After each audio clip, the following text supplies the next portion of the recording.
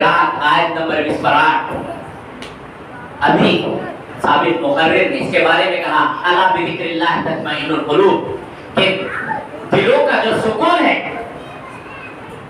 وہ کیسے حاصل ہوتا ہے؟ اللہ تعالیٰ کے ذکر سے حاصل ہوتا ہے. اور حدیث میں آتا ہے کہ انگلیوں سے گننا ہے. سبحان اللہ الحمدللہ اللہ اکبر. یہ انگلیوں سے گننا ہے. یہ ذکر و اذکار کرنا ہے. یہ ذکر و اذکار کریں گے تو سکون ملے گا.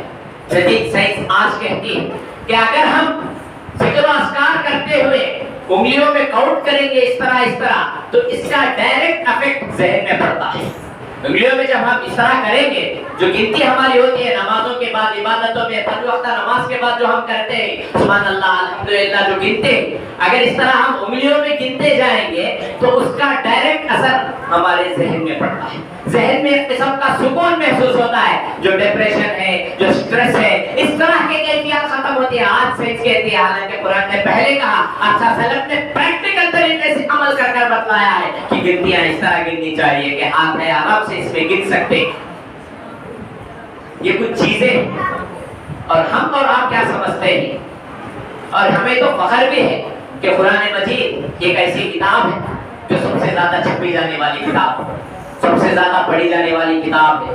منظر عام پر سب سے زیادہ اگر کوئی کتاب موجود ہے تو وہ بھی قرآن مجید موجود ہے.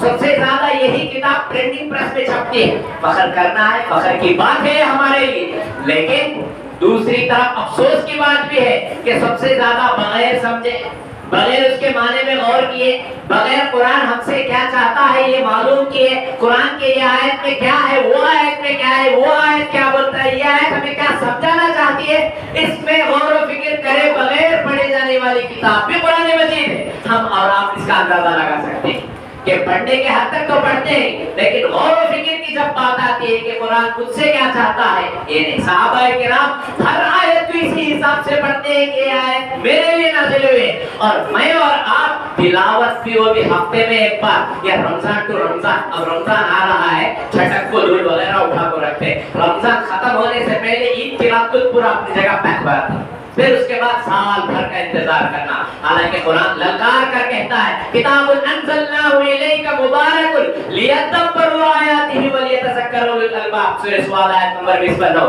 کہ ایسی کتاب ہے جس کو ہم نے نازل کیا ہے تاکہ تم غور و فکر کرو اس کی آیتوں میں اور عقل مند ہی اس سے نصیحت حاصل کرتے ہیں. اسی طرح سورہ محمد اللہ تعالیٰ فرماتا ہے افلا یتدبرون القرآن ام علی قلوب اقفالها. کیا تم قرآن میں غور و فکر نہیں کرتے یا یہ کہ تمہارے دلوں پر تالے لگ گئے. آیت نمبر 24 سورہ محمد کی کہ للکار کر قرآن پوچھتا ہے کہ قرآن پڑھنا ہے ورنہ کیا ہوگا دلوں پر تالے لگ جائیں گے دل بند ہو جائیں گے مطالعے کے قابل نہیں رہیں گے غور و فکر کے قابل نہیں رہیں گے.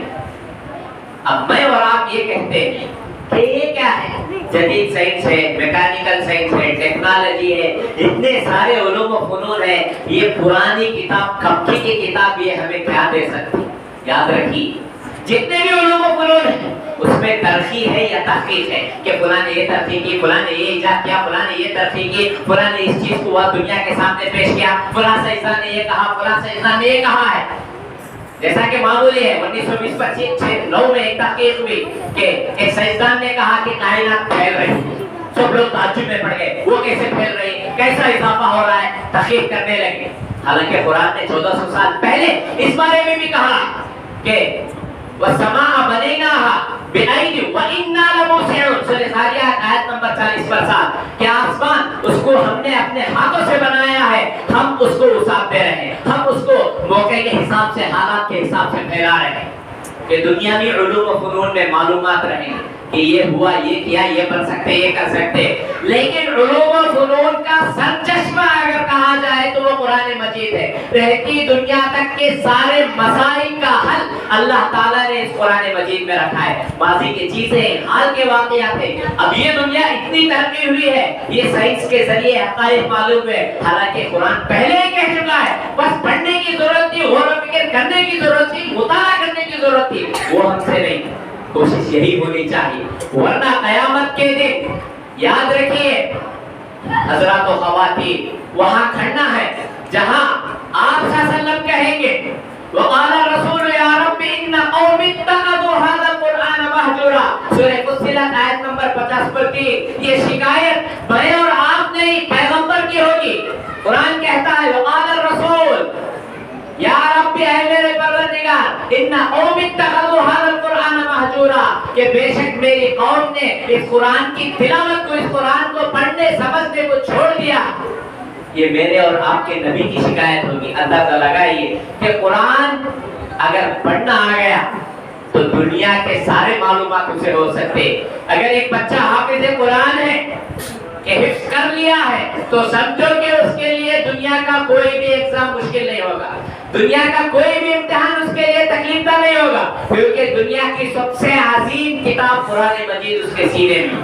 یہ ہے قرآن کی عظمت، یہ ہے قرآن کی چیزیں کہ قرآن تو کہتا ہے، پکار پکار کر کہتا ہے افلا تذکرون افلا تعقلون، ہم ہی ہے کہ دوسروں کی طرف محتاج کی طرف گرے پڑے کہ یہ علم ہونا وہ علم ہونا حاصل کیجئے، دنیا کے جتنے علوم ہیں حاصل کیجئے، لیکن قرآن کے ساتھ اپنا رشتہ برابر رکھیے۔ یہی چیزیں کہ سائنس کی جو ترقی ہے وہ 100-200 سال کی ہے، حالانکہ قرآن 1400 سالوں سے ان مضامین کو کہتے آ رہا ہے، اور اب تک اگر دریافت کی جائے تو ہزاروں علوم و فنون قرآن مجید میں موجود ہے، بس تحقیق کرنے کی ضرورت ہے، مطالعہ کرنے کی ضرورت ہے۔ دعا ہے رب العالمین سے کہ اللہ تعالیٰ مجھے اور آپ کو قرآن مجید پڑھنے، سمجھنے، غور و فکر کرنے اور اس کو دوسروں تک پہنچانے کی توفیق عطا فرمائے، آمین۔ میں انہی باتوں پر اپنی بات کو ختم کرتا ہوں، اور جو موقع مجھے یہاں ملا ہے اس پر میں ذمہ داران کا بھی شکر ہوں، اور ہم یہ کوشش کرتے ہوئے اٹھیں گے کہ